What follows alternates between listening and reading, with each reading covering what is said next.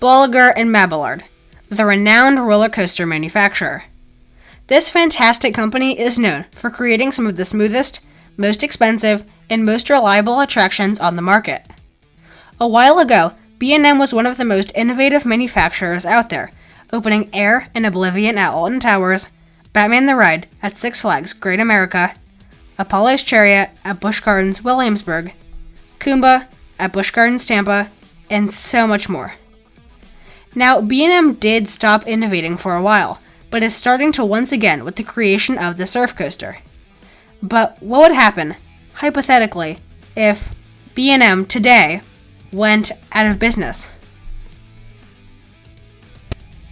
Hey everyone, welcome back to Amazing Coasters, and I just wanted to say thank you so much for all of the support. And a couple weeks ago, we got to 100 subscribers, so let's try and get to 200 before the end of the year. That said, over 90% of you guys watching my videos are not subscribed to this channel, so if you like what you see, be sure to hit that subscribe button for more weekly videos. I upload every Sunday at noon, and you're not going to want to miss out on any more content. With all of that out of the way, let's get into the video. I don't care if you prefer Intamin, Rocky Mountain Construction, Mack Rides, or even S&S. You can't go wrong with a good B&M, whether that be a Hyper, Invert, Wing, or even a Giga.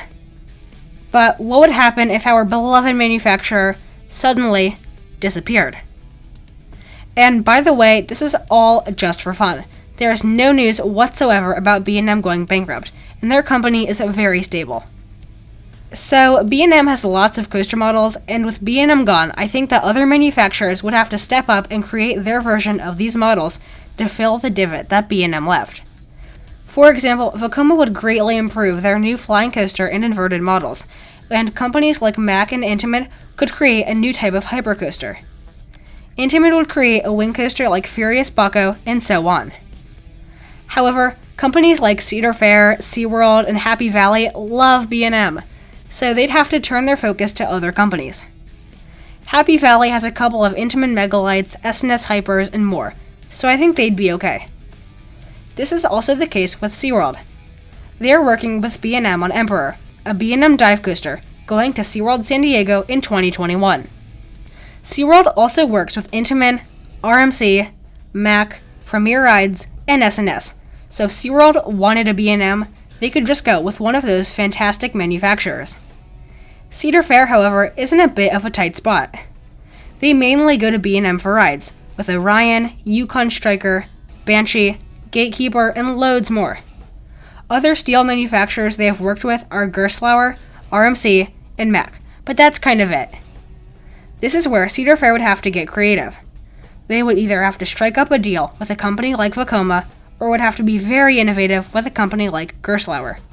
Maybe a Gerstlauer Hyper like Karnan or something. So I've discussed a bit about the other manufacturers as well as a couple of chains. But what I want to know is what companies would benefit the most from B&M's exit from the amusement industry. This may seem a little weird at first, but I think that Six Flags would actually really benefit from this. This is because their main competitor is, after all, Cedar Fair. And one thing that makes people want to go to Cedar Fair over Six Flags are these huge, record-breaking B&M Gigas and dive coasters. B&M's disappearance also wouldn't really affect Six Flags because Six Flags has a very cheap budget, and as mentioned previously, a good B&M can cost over $20 million, way outside their price range. Although not completely, this could help temporarily level the playing field between Cedar Fair and Six Flags. The second company that could benefit from this would be Vekoma. Vekoma would have so much less competition for their new flying and inverted coaster models. Vekoma was also interested in building a hypercoaster, so maybe they could put that plan into action. I could also see Vekoma making their own version of a wing, floorless, or even dive coaster. And since Vekoma and S&S are owned by the same company, S&S would of course benefit from this as well. But now for kind of the main question. Who would fill B&M's prominent role in the Giga Coaster market? Right now, B&M kind of has a monopoly on the Giga Coaster market, especially in North America. In the world, there is one Morgan Giga with Steel Dragon 2000 in Japan, there are 3 Intamins with Millennium Force, Intimidator 305, and Red Force, and with the exception of Red Force, their Gigas are over a decade old. B&M, however, built amazing Giga coasters in 2012, 2015, and 2020. So if Cedar Fair wanted to build a Giga at, say, Knott's Berry Farm, who would they go to build this coaster? Well, there's Intamin, but I'm not so sure Cedar Fair wants to work with them again, because they really aren't that reliable. In around 5 years, hopefully RMC's T-Rex model will be an option, but I think they could also potentially give S&S or Vekoma a crack at building a launched Giga. However, a certain company really would have to step up and really innovate to replace B&M. The company that does that would be super successful. But we all can agree that even though a couple of new Vekoma and Intamin models would be cool, none of us want B&M to go bankrupt. They continue to build reliable, fun attractions every year, and I can't wait to see what they will do next. But what I want to know is, what do you guys think? Is there actually a couple of you out there that would like to see B&M go out of business? I personally would never want that to happen, but if you do, be sure to tell me in the comments why. Be sure to like, share, and subscribe, and I'll see you all next time.